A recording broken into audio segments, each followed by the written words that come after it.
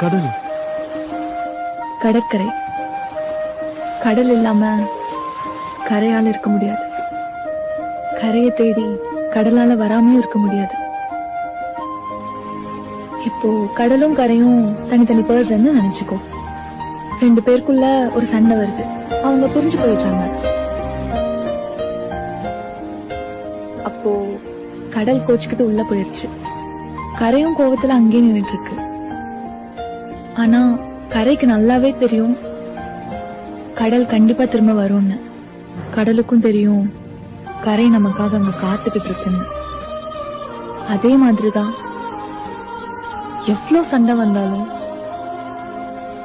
அவங்க நமக்காக காத்துட்டு இருக்காங்கன்னு, நம்மளை தேடி கண்டிப்பா வருவாங்கன்ற ஒரு புரிதல் இருந்தாலே போதும். கடைசி வரைக்கும் ஒன்னாவே இருக்கலாம் கடற்கரை.